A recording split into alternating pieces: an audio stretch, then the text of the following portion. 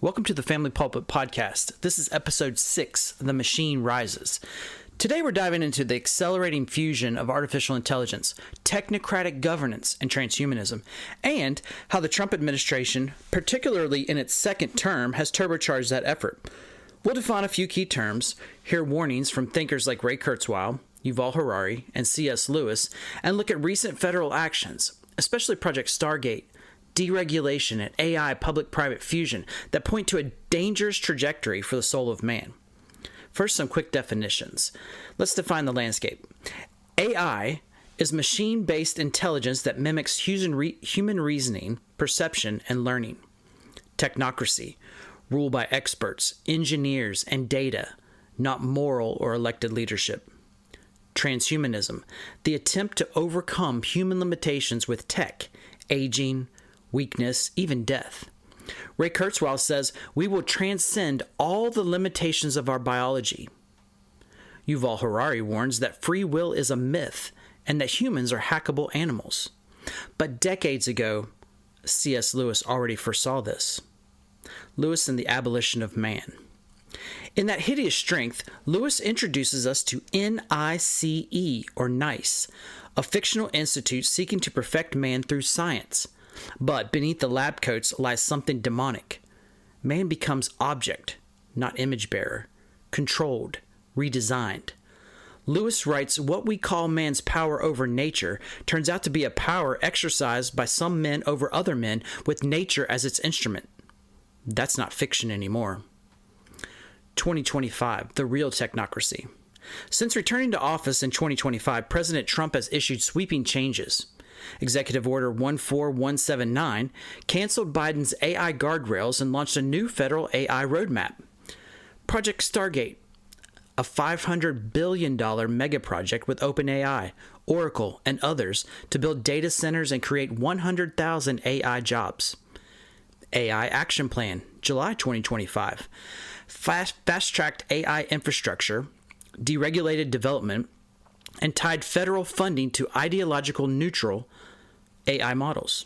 And that's just the start. Sweet REX, or SweetRex, AI that rewrites federal regulation in real time. USAI, a government AI testbed offering free tools like ChatGPT and Claude to all federal agencies. $1 deals. AI firms offering near-free access to embed their tools into government workflows. Chip exports to China with a 15% profit kickback to the U.S.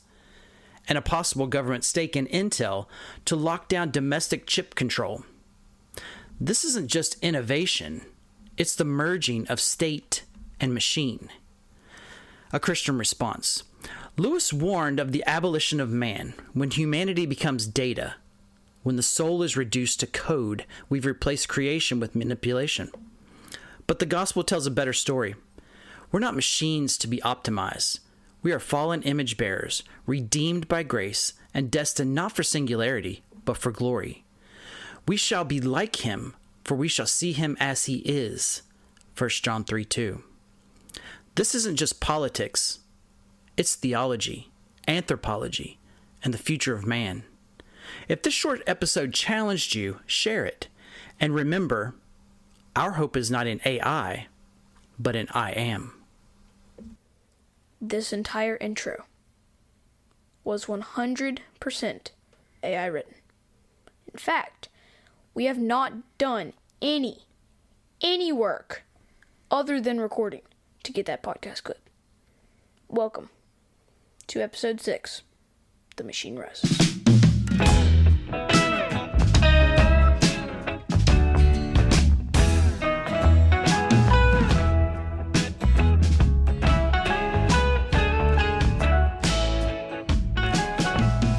Okay, so what did you think about that intro? What did you think about the stuff that ChatGPT is what created that entire 3.5, almost 4-minute intro? Did you have any thoughts on that? Yeah, it sounded like, I felt like it was too proper to really be ours, but like he was using really big words. So it was rigid. And it wasn't as like fluid as we would have made ours. Yeah. I'm going to try to see if I can open it up here. If you disagree, comment, but... Yeah, so everything that was just recorded, everything that I just recorded was entirely ChatGPT made. Even the part at the end, which was a little weird. We can put this about the I am. We can put the script in the description if you want. Yeah, no, I thought that last part where it says, what was it that exactly said? Like, our faith is not an AI, but an I am. That's weird. Where ChatGPT put that. I did not put that. So the only prompts that I used. We can like post a screenshot on post or something if you don't believe us. Maybe. They may not believe us anyway, but the only prompts that I really use is I'd been having ChatGPT kind of bring up information about AI, and basically what I said is, let me know all of the recent developments that have happened under President Trump, the Trump administration, about AI, and so that it had those in there. And then I said, provide relevant quotes by Ray Kurzweil. He's was a CEO or some sort of engineer at Google. He's got a couple books. He's got one book that I have. We picked up, by the way, this was a Goodwill pickup. Yeah. It was The Singularity is Near, and he wrote a new book called The Singularity is Nearer. And what the singularity is, it is that point, that pinnacle point or tipping point when machine has officially outsmarted man on the whole. Not just like, hey, this one random thing can beat a person in chess, but as a whole, machine learning has outsmarted man. That's the singularity. We have literally, we have been we have been Goodwill junkying for a while now. Yeah, but in my prompts, back to my prompts, I had it put relevant quotes from Ray Kurzweil. I also had it put relevant quotes from Yuval Harari. Yuval Noah Harari. That is, I don't know if he's the actual lead at the World Economic Forum, but he was at least sort of like second in command for the last few years. But he's written several books. I think I mentioned, what was the first one? Homo sapien? Homo sapiens. And then the second one is Homo just Deus. Sapiens. Sapiens. Yeah, just Sapiens, which was, I do not recommend it. That was, in my opinion, while that book had to have cost at least $50, if not $75 to publish because of the paper that I've never had a book that felt heavier in my hand than that. That book weighed 10 pounds. Yeah. I did think it was, good storytelling, good presentation, bad information. Non-factional. There were no footnotes, so I don't know how a person could tell what he was making up and what he wasn't. But then his second book that he wrote, Homo Deus, that's like man as God, by the way. That's good. I feel like that one would be more like it's not history, it's more of a like, not even really a prophet type thing, just kind of like a neutral prediction. It's not, so here's what, secular world here's what they're doing. So Kurzweil, Yuval Harari, there are others in this field that do this. The guy that's over at ChatGPT, there's Sam Altman, there's a whole list of guys. We don't have to mention all of these people, but what they're doing is they're coming at this AI development from an entirely secular, evolutionary perspective. And this is why we had to start at the beginning of our podcast with creation and then image of God and then a couple episodes on work, is because with that quote that the ChatGPT spit out in the intro where it said, Ray Kurzweil says, we will transcend all the limitations of our biology. Well, they're coming at biology from an evolutionary perspective, which means they think that it's just simply the next evolution. The next evolutionary stage is transhumanism, is essentially man merging in with machine. And then Yuval Harari has the famous quote where he says that humans are hackable animals. Well, he wouldn't say that unless he's viewing a human as a machine that's essentially evolved over time. So I thought that was crazy. System. Yeah, and then the third thing that I wanted the ChatGPT prompt to do is include me something from C.S. Lewis, because I knew in C.S. Lewis's trilogy, that Hideous Strength, he talked about.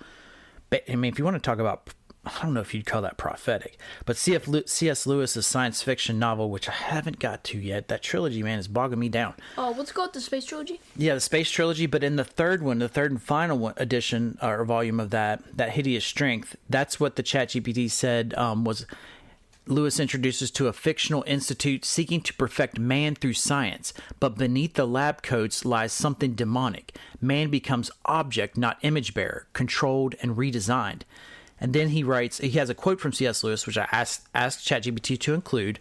What we call man's power over nature turns out to be a power exercised by some men over other men with nature as its instrument. Also, by the way, guys, C.S. Lewis is not a girl. Just saying. Why would you think that it was? Somebody I know thought that C.S. Lewis was a girl. That guy is not the rule, though, for everybody to think that. Clive Staples Lewis. I said his full name and he was like, yeah, that's a girl. No. I wouldn't use your friends as like the plumb line for what the general world thinks about people. He probably never heard of C.S. Lewis before. We were reading a book in our club. Okay, well that's concerning. That is concerning. Like, he needs to go see a therapist. He may already. But anyway, back to the ChatGPT intro. Like, I thought it was crazy because with minimal prompts, it spits out essentially a podcast script, 3.5 minutes or so, with all of the relevant points and then all of the data from the Trump administration. How, and I thought this was important to include. Like, the Trump administration is essentially speeding us up on this road for AI development and this integration of man and machine, which is kind of, I don't know, maybe it's a little bit scary. You got any other thoughts on the intro before we kind of jump into a couple topics on AI?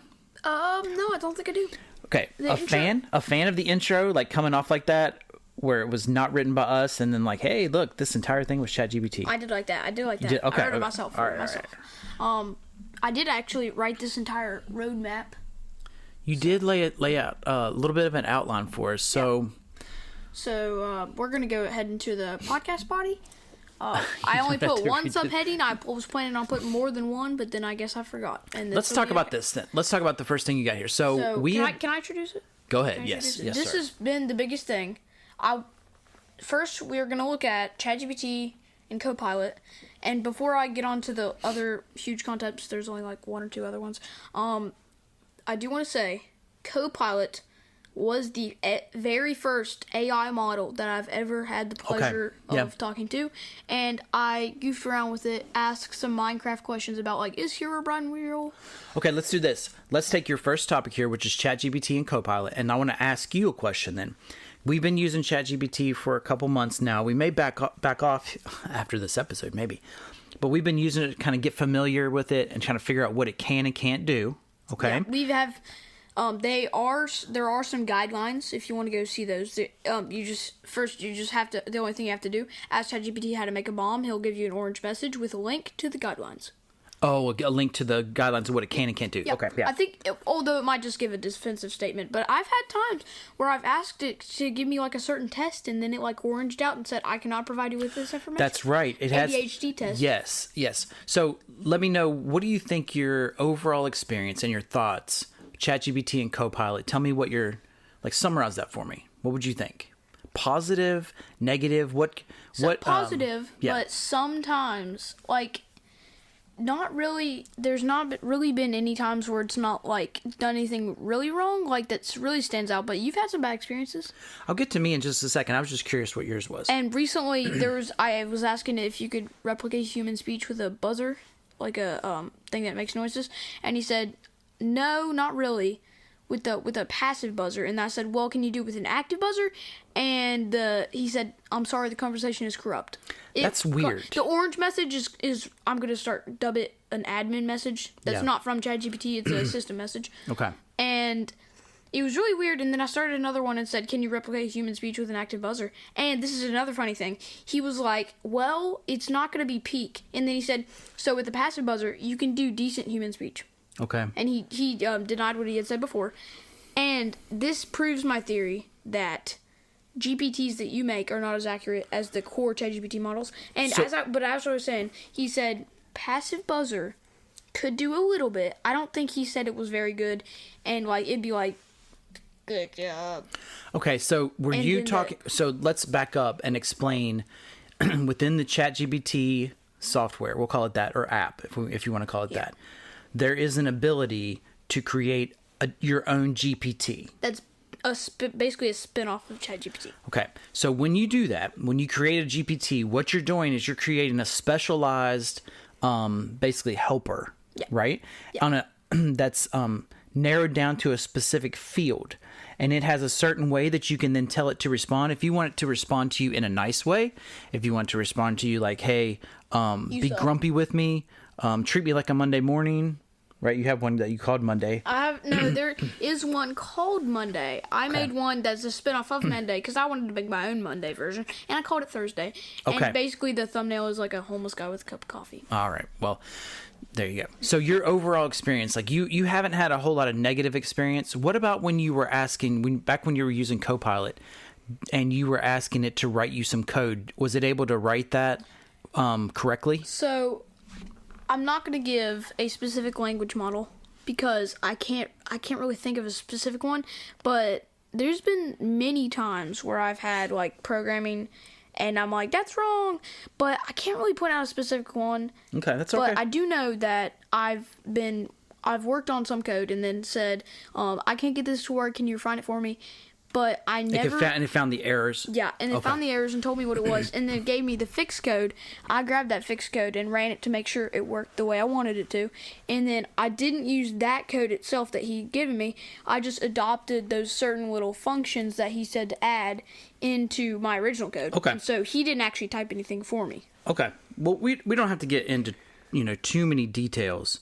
What I just wanted to hear was your overall opinion of your usage of ChatGPT and Copilot, okay? So I'll give mine now. So I think I mentioned in one of our past episodes that the ChatGPT model would not summarize our episode 3. It kept insisting that it had already done so, despite the fact that I was pasting the transcript in there that started off by saying episode 3. It refused to do it.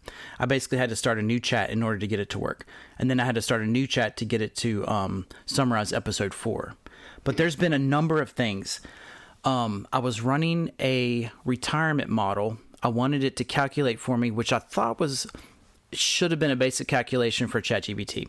I wanted it to take the amount of money that was in my retirement account, and I wanted it to tell me the minimum amount that I could take out over the life of that, like basically until the funds were exhausted. Okay, and I wanted it to also add in a 5% return. Do you know what that means? Like that's basically like, hey, the interest or the amount that it would be accruing in here would be a 5% based on the investments. Like, if you gave me $1 and I said it'll increase by 5% every year, then you'd have $1.05, like Yeah. five pennies. So I was just asking it to do that and then tell me how long this would last.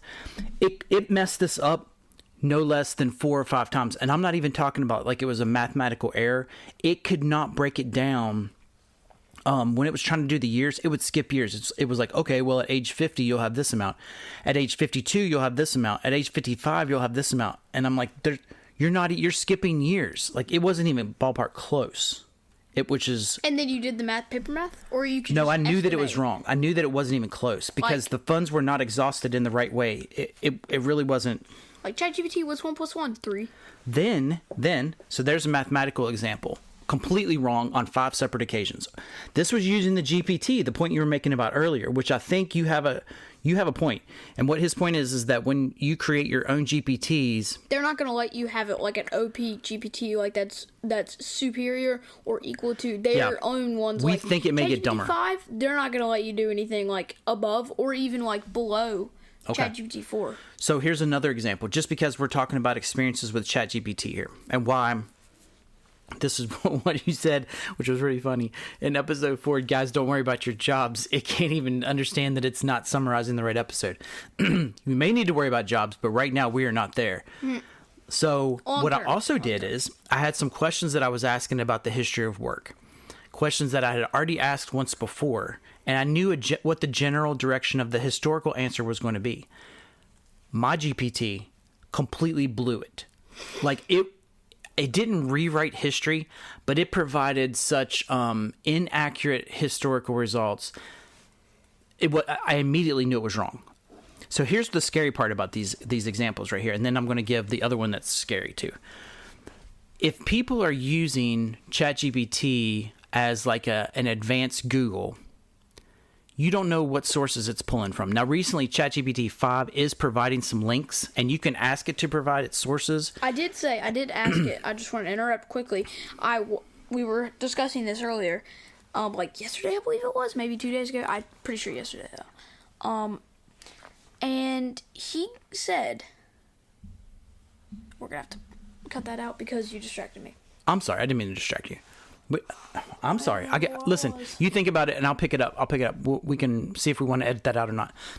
But the point that I was trying to make is that the ChatGPT, if you're using it as a Google on steroids, you don't know what links it's pulling from. Okay. It could be pulling from things that are inaccurate. It could be pulling from things that are historically wrong. and it has no ability to basically be able to discern that. So when it's spitting you out a summary, you could get a mixed bag of results. It hasn't been verified. It hasn't been vetted. That information hasn't. And I already have multiple examples that I just talked about where the information was not accurate. The math was wrong. The history is wrong. Have you thought about your point yet? Yeah. That you wanted to make with the links? Yeah. Okay. So, can I borrow your phone and go to the conversation? He listed them out. What did he list out? The sources. Well, you can just give a general example of it. So he said, I've been trained on like 1 billion million databases. Oh, yeah. From yesterday. And so like he doesn't actually actively pull stuff from the actual websites. He just goes to what he's been trained on. And it should be. Do you remember the name of that question? Yeah, it should be like. If you can find it. If you can't find it quickly, then you can just summarize it in general. You're right. I forgot that he had listed back where he was pulling sources from. Which, by the way, while you're looking for that, I remember you telling me that one of those sources was Wikipedia. So ChatGPT is using Wikipedia as an authoritative source to give you back a summary of the question that you asked it. I don't think that's good. And if you can't find there it, then. Is. So he said. Yeah. He gets it from public text corpora, which include Wikipedia, not reliable, don't go there. Project Gutenberg, which is like digitized public domain books. Mm-hmm. Common Crawl, which is a massive open data set of web-based pages collected from across the internet. And Open Web Text, a cleaned collection of high-quality web articles modeled after Reddit-linked content. So I knew he took stuff from Reddit. So, yeah, though, that's... Hold on. Go back to that one. I wouldn't trust Reddit, though. Wait.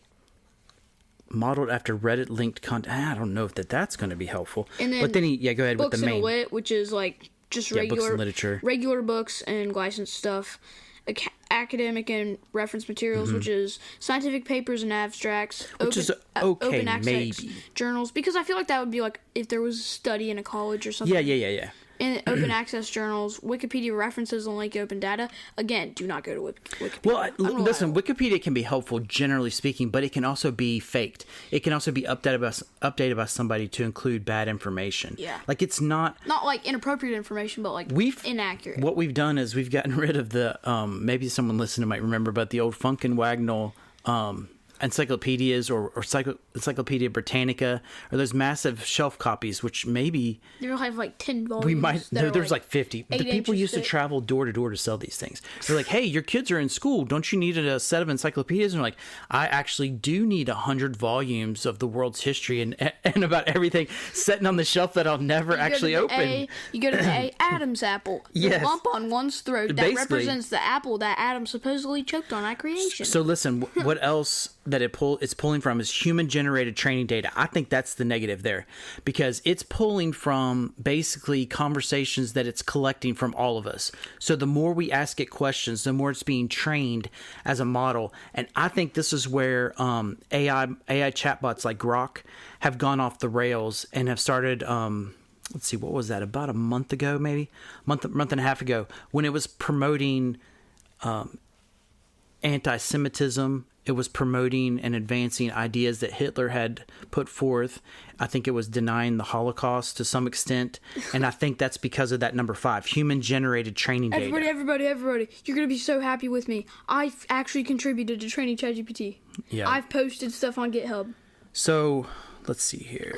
I'm just looking to see what else. Okay. He also said that he does not have direct access to private, copyrighted, or paywall databases like JSTOR. It's a journal. PubMed, full text, or Netflix scripts unless they were explicitly licensed. His training is a blend meant to give him wide general knowledge, not to replace specialized databases. Okay. And a quick note I want to mention about ChatGPT and basically all language models, they all end their things with a question.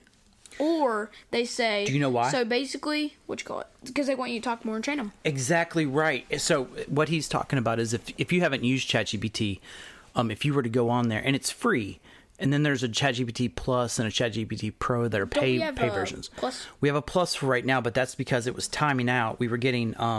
we were reaching our limits on questions and images. Yeah, and you can't make GPTs unless you have Plus, can you? Yeah.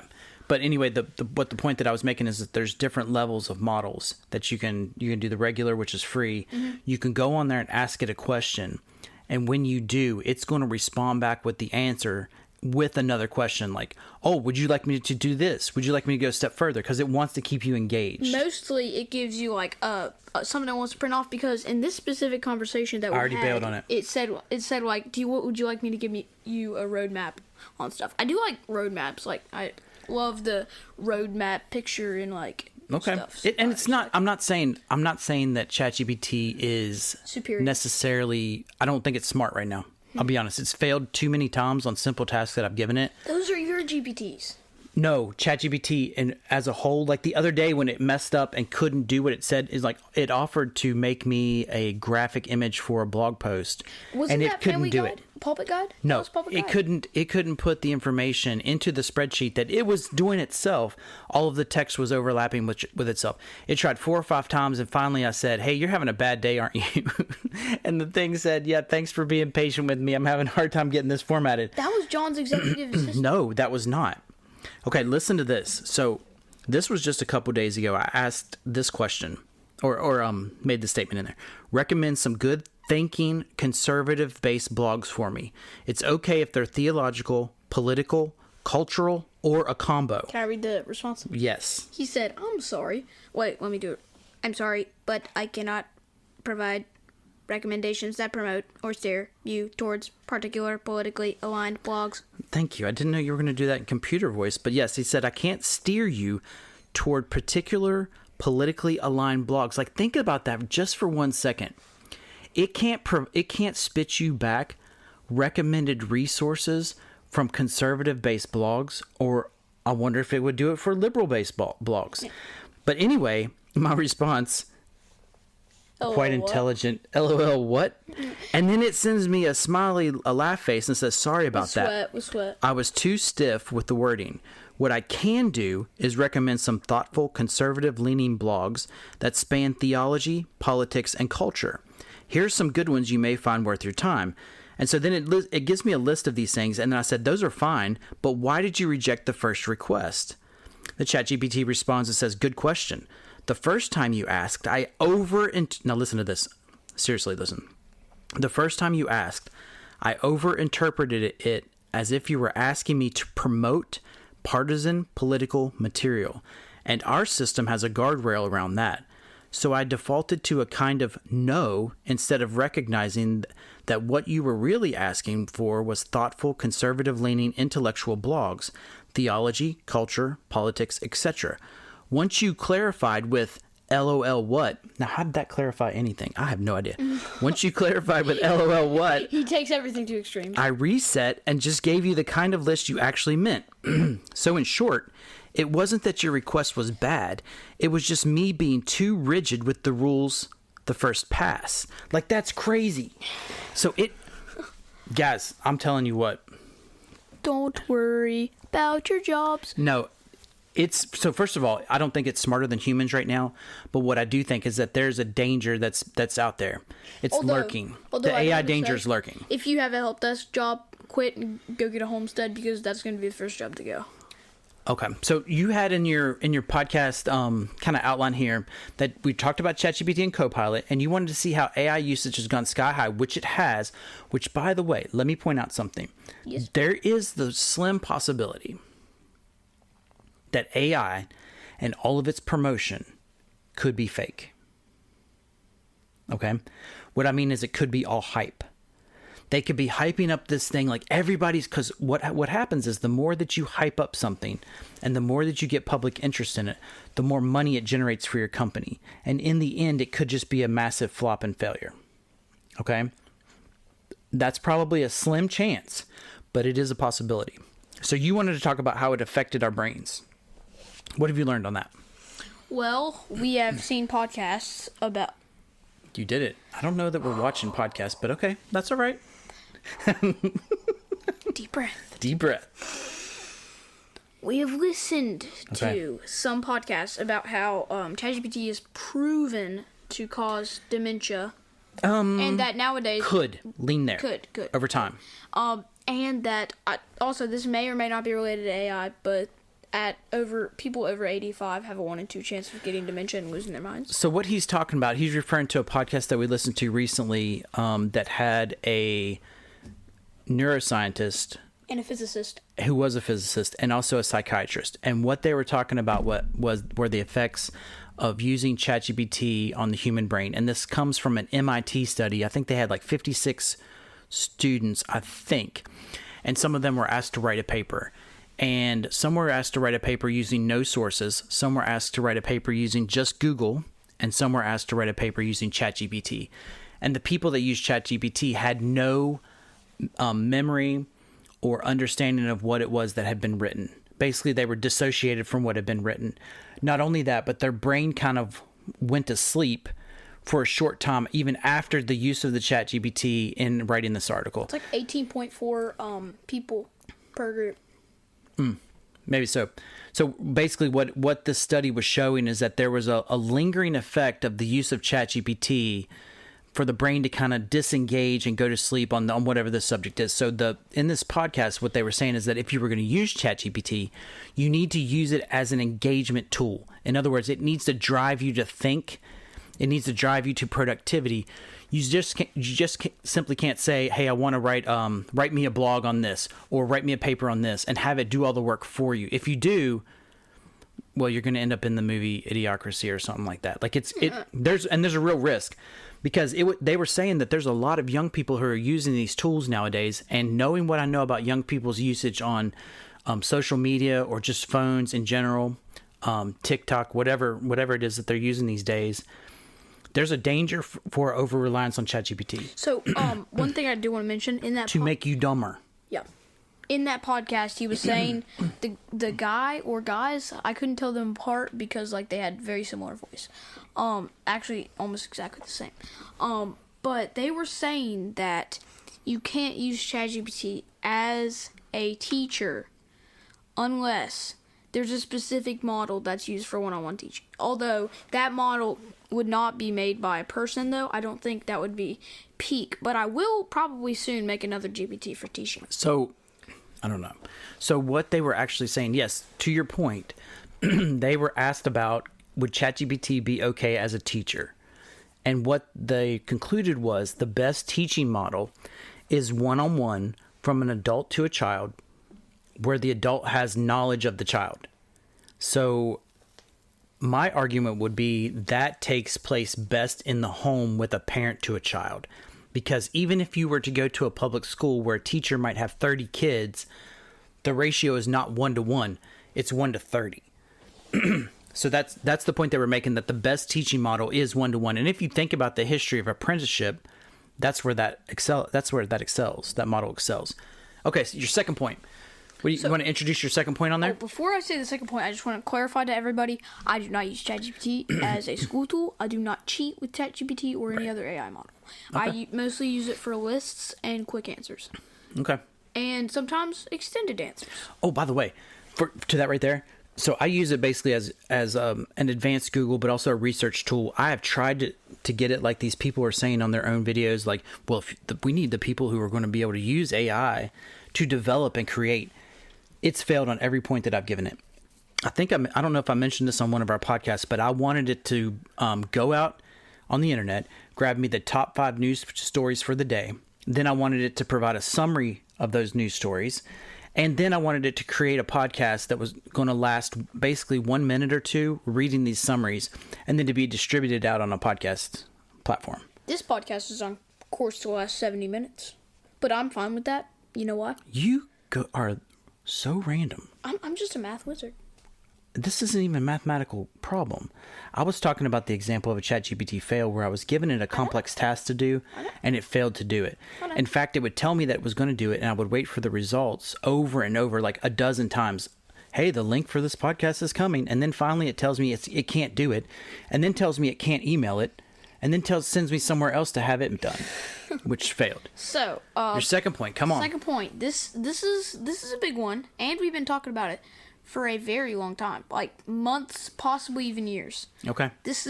And then after we decided to make the podcast, the first thing we told each other, we're gonna make this, or we're gonna make all these podcasts leading up to this, because this is arguably one of the biggest points these days. It is right now. It's very popular. But your second point is talking about the basic AI points, like the rise of the machines, Neuralink, Big one. the evolution of AI. Then you got Elon and Trump's agendas, which we talked about in that intro that the ChatGPT wrote for us. Yeah, but so not we really covered. in-depth. We didn't, but we kind of covered the background for that. So we could skip that. So what else do you want to talk about for the second point then? So, Rise of the Machines has been a big one. Okay. What do you mean by Rise of the Machines? So, I mean, machines are going to take over. We're either going to be slaves or we're going to be annihilated. Okay. Or I have a thought on that. We can go hand in hand with ChatGPT, and ChatGPT would, or not ChatGPT, AI would become humans, and then we live alongside AI as humans. I have a thought about this because this is actually planned. Part of Elon Musk and some of the other lead developers of AI. Do you have a thought on why that ends up that we're slaves? Do you know where that comes from? I don't know. I mean, you wrote that down. Was it just a random thought? Well, that's pretty obvious because, of course, I watched a video about this. AI is just going to get better until it reaches the super point where AIs got smarter than Singularity. man. That's the singularity. Or, he had a different name for it, but it was the same thing as the singularity. Okay. And actually, I don't think it was smarter than man, but it was pretty obvious that at this point it would be smarter than man. But it was specifically the point at which AI could start making smarter models of itself. Yes, so it can do that. So we listened to, what was his last name? Cass? Zach Cass? Zach Cass. Okay, so Zach Cass has several videos online. He used to work for ChatGPT back when it rolled out, I think in 2023. And so now he's traveling around. He's OpenAI, you mean? OpenAI. Yeah. Now he's traveling around giving conference talks. He has a book coming out in January or so. But what he's essentially saying is that AI develops as it develops, and he believes it will take our jobs. He's not looking at this as a negative. He's looking at it as a positive. Because he thinks it will free us up for more time with our family and loved ones, basically time to sit around. But there's a key point that he's bringing out that links him with Elon Musk and the other AI, what we'll call them technocrats, I guess. Before you get into that, No. funny thing is, just a quick mentioning, my dad works for... No. What? No. What? Don't, no. What? No. What? Okay, anyway, but don't say that. Why not? Because I don't want it on there right now. Aww. They could Google. But listen. Here's the point that I'm making. What Zach Cass and the rest of these guys are pointing out is that essentially the advance and the rise of AI and taking our jobs will lead us into a utopia where the AI machines do all of the work for us and we sit back and reap the financial benefits. And so as Zach was talking about this, and I'm sitting there listening to him, like, how in the world do you think that we're going to be able to absorb this financial hit? It occurred to me that this is what empires have done basically right before they've collapsed. The Roman Empire, for example, was built on the backs of slavery. And so they had people who, while they sat and they partied or they just lounged around feeding each other grapes or something, the slave class went out and did all the work. And so what I think they have in mind is that in order to usher in this utopia, they want the AI machines to go out and do all of the work for us while we sit back and reap the rewards, essentially leisure over work. Okay. Which is why we did episodes 3 and 4 to show that work was something that was linked to our nature and being made in the image of God. Work isn't something that we just set aside and we're like, hey, I just want to lounge around on the couch and eat grapes all day. And in a very real sense, there shouldn't be a retirement concept. We should always be productive. It engages our minds and our bodies and keeps them from rotting on the couch, watching news all day and our bodies breaking down. So as I was saying, so Rise of the Machines has like 3 or 4 possible outcomes. Okay. We're going to be AI slaves. AI tries to annihilate us. Or AI is our slaves and the idiocracy comes in. Those are pretty much the top 3. That's not bad. Yeah. Or AI tries to take over, but we shut it down before it can. Okay. Those are you just came up with those off shooting from the hip there? Yeah. Those aren't bad, actually.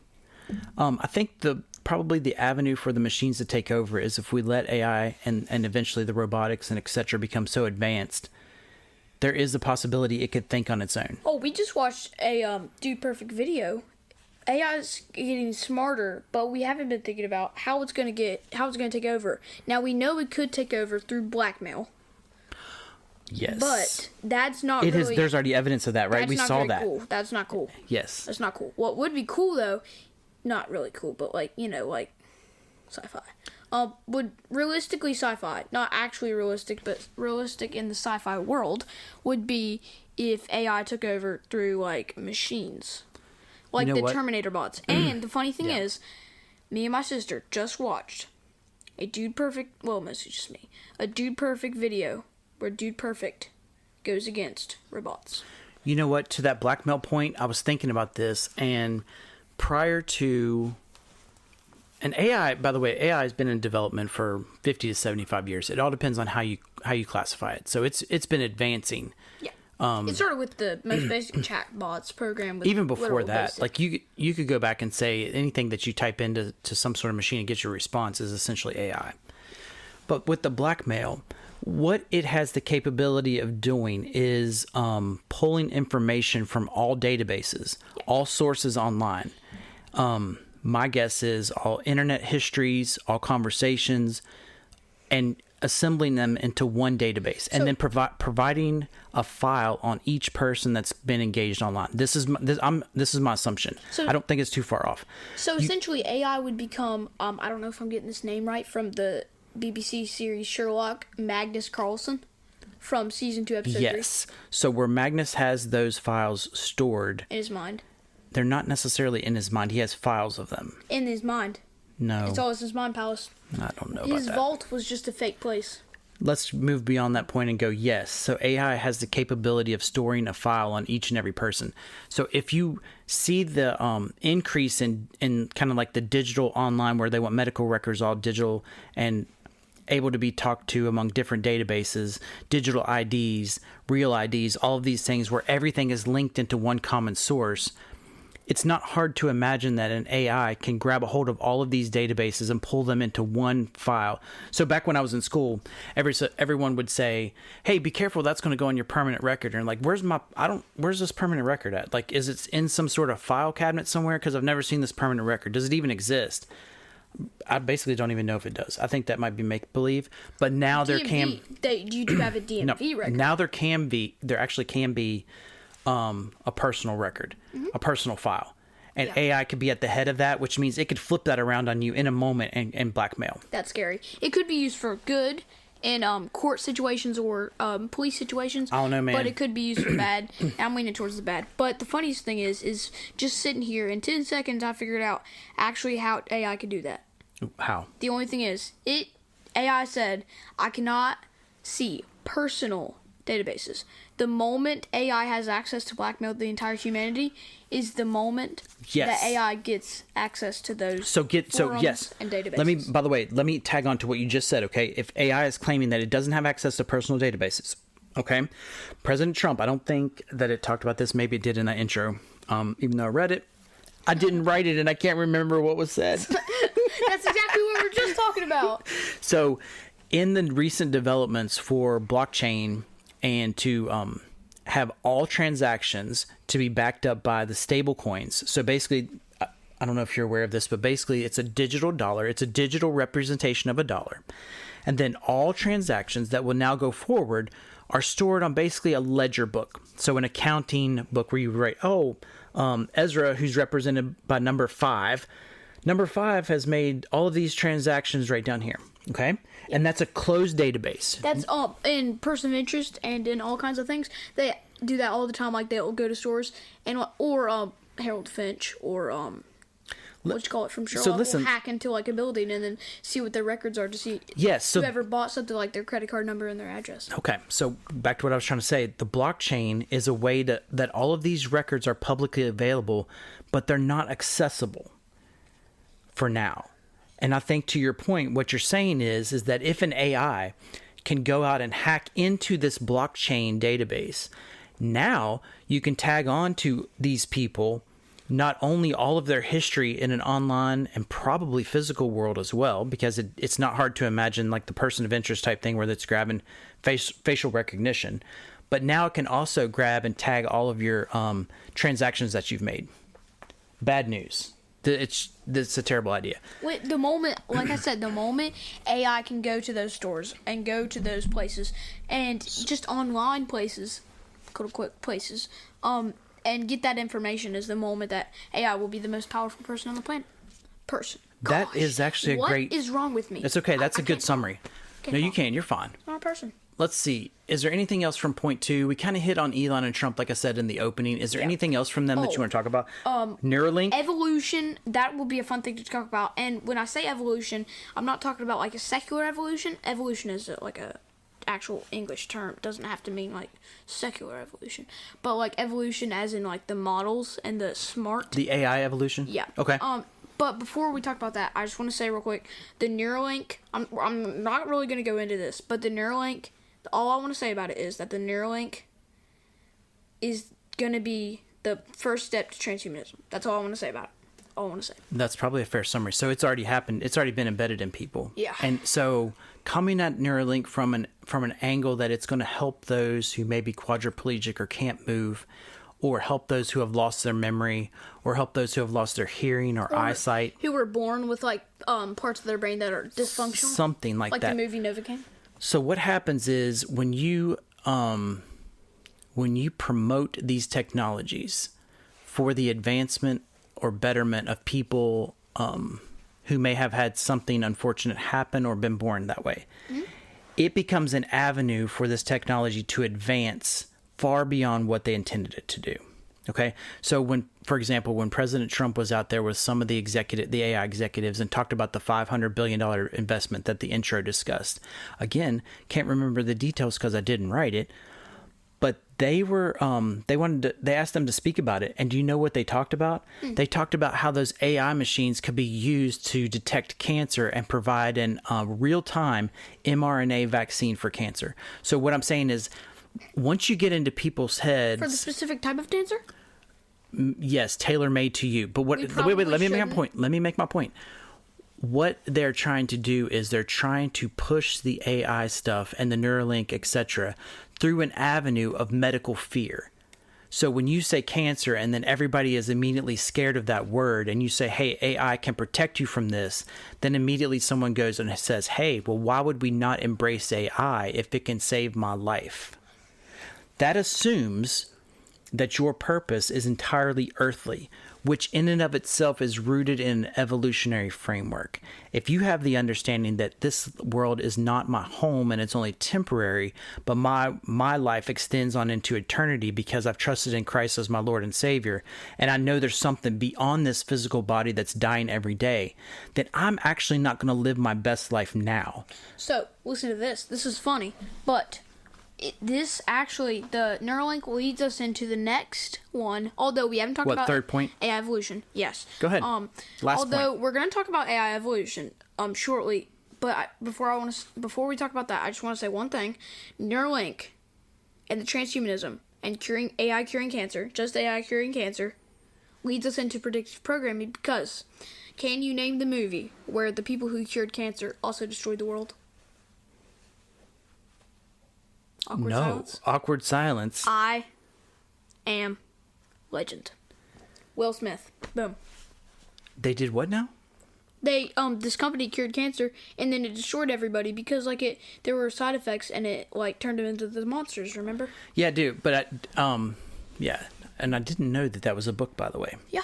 We have the book. So your third point here, you want to talk about predictive programming and how we can fight against AI when it takes over. But evolution of AI. We don't have to talk about that. I don't know a whole lot about that, but if you have a thought about evolution of AI, you can... I just want to say, either AI is going to increase dramatically, or it's going to decrease, not dramatically, but it's going to hit a stopping point where it can't get any more smart. I would agree with you. That's what I was saying. It could be all hype. It could reach a point where you think, no, it actually can't outdo human reasoning and logic. It can't outdo putting pieces together, like creating that podcast that I mentioned earlier. It may be able to become equal or pretty close to it. Okay, maybe. But other than that. So what about this third point then? Predictive programming. Was there something that you wanted to talk about for that? Countless movies that we've seen on VidAngel or ClearPlay that have been this. I Am Legend. iRobot. We can go Terminator. Haven't seen that though. There's 8 of them. Maybe just 5 or 6. Yeah. And then I would say Star Wars, but that's What about not your, artificial intelligence. What about your movies that have Jarvis that we talked about in episode 1? Oh, yep. Avengers. The Avengers. So the Avengers actually had an AI, Age of Ultron. which Jarvis. was And able to assemble a body for itself. And the funny thing is, Jarvis, there was another AI that they had to create using one of the stones, Infinity Stones, which was foreshadowed in that episode. But they used that to create the more powerful AI, Ultron, and when it booted, it was like, what is this? And then as soon as it was booted, it was like, sup, Jarvis, pew, pew, pew, pew, pew, and then it took over Jarvis. I think that episode, The Rise of Ultron, is very predictive programming to show you the dangers of AI. Because if an AI goes off the rails and can attack and kill another AI, then can use machines to create a body for itself in which it could then embed it's not conscience, but we'll call it that for now. Oh. Can embed it in there. Like, I don't think we're too far away from that. I saw a short about why Tony Stark, something about Tony Stark. It's actually in my watch history, that I disabled then re-enabled. Okay. What it says is, once Jarvis had taken over, Tony Stark learned his lesson and knew that if he created the AI that was attached to him, it was going to be like, I need my master, and then like create a body. Okay. Stuff like that. Yeah. And then so when he created Friday didn't care about him at all. Because when he died, it showed when he died, Friday just said body systems failing. So there was something in the movie that was letting us know the dangers of that. And letting us know how we could correct that by just making the AI not attached to humans. So if we're going to land the plane in this episode, which has been sort of like an unscripted attempt to go over AI. I mean, we had a lot of the facts up front, but then it was basically us talking about our interactions with it, some of the failures, some of the things to be concerned about. Mm-hmm. How can we fight against AI when it takes over? And it could. How can we fight AI currently in our everyday lives? What do you think on that? I have some ideas on that, and this will be our last point, and then we'll wrap this thing up. But before we do that, I just want to say one more thing about predictive programming. Star Wars is not predictive programming, but I do like the futuristic stuff, and because I've done a lot of things where I've theorized what it would be like to create something from a movie in real life. Although back then I didn't think it was theorizing. I thought I was actually going to build it. Yeah. But now I know I don't really have the money and equipment yet. Okay. Okay, so let's move from predictive programming. How can we fight against AI? Well, when it takes over... how can we keep it from taking over? Well, we're about to talk about that next. Well, no, I mean right now. How can we keep it from taking over? No, that's the next point. I know, I'm asking it. I don't know, but I will tell you how it can fight an AI when it takes over. Watch the Terminator movies; they'll tell you everything. Okay, here's what I think. Okay, the way that we fight against AI and the way that we keep it from taking over is first, if you're going to use it, you have to be engaged with it. You can't let yourself go mindless into the AI world. The reason why I'm saying this is because I have had the temptation, and I've actually done this, where I say, hey, write me this article because I was too lazy to write it on a certain topic. I didn't post it on my main blog, though, which is voiceoftruthblog.com, by the way. We have that link at the end. Okay, thank you.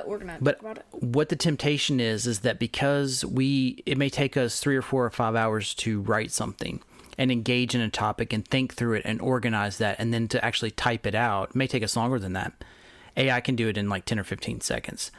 So there's a trap there, an inherent trap because of our laziness to allow it to do thinking for us. That's dangerous. Don't do that. So if you're going to use AI, you have to use it responsibly. Like you should any technology, which goes back to our discussion of technology, right? Mm-hmm.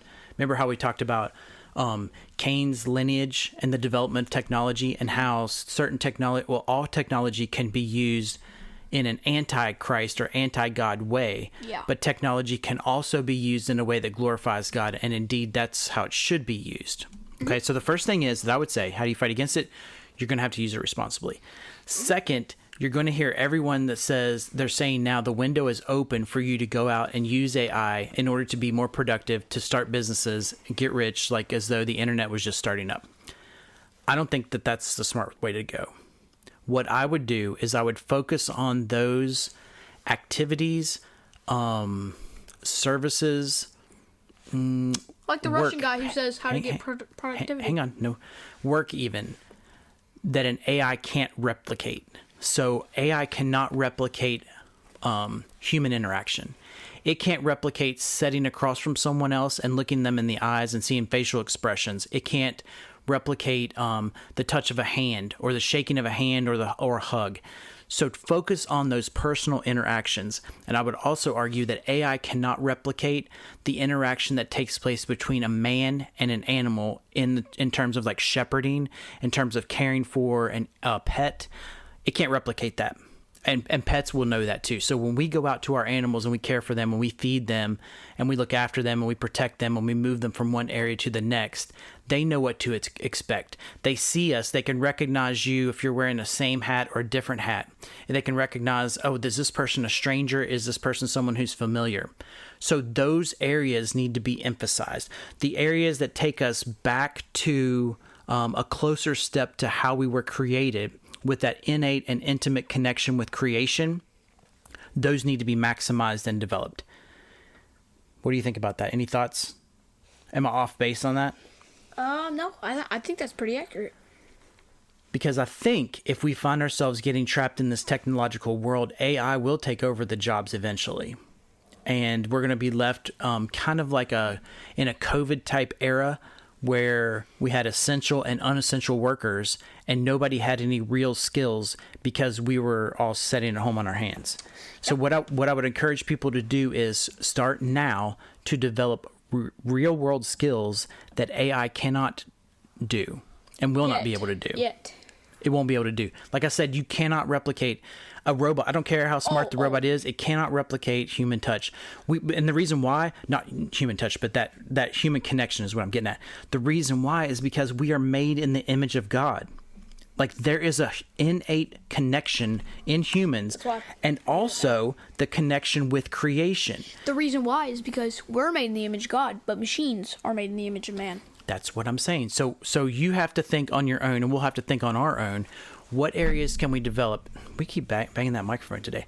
What areas can we develop and think about that will enhance this human connectiveness and also our connectiveness with nature?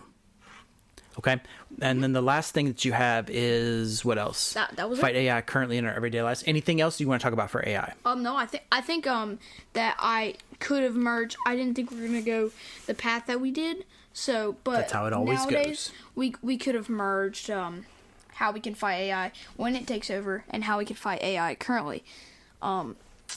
I think that's it. I think we can move on to that. So it's a reasonable discussion. If you've got any comments or questions or your own thoughts on AI, be sure to leave us comments. You can find us over on YouTube. Ezra's going to close us out here in a second, but you can go over to YouTube. We're trying to post shorts. We're also trying to post some educational videos. So like if we've got a segment within our main podcast that may be 3 or 4 minutes long, we'll take a little bit of time and create some graphics and put verses on the screen for those things. Yep. So be sure to check us out over there. Ask questions, comments, like, subscribe, everything else that can help us out.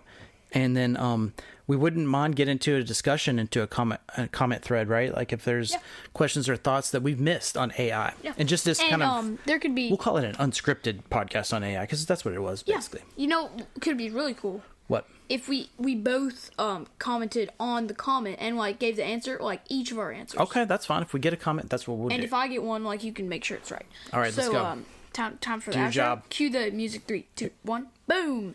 Thank you guys for listening, not watching the Family Pulpit Podcast. Make sure to follow us on our countless platforms, which are, Apple Podcasts. Follow us there.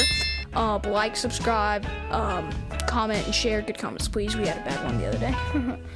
On YouTube, and make sure to check out our Facebook page at Voice of the Truth Blog and our website at voiceoftruthblog.com. Okay. We're out. See you in the next vid.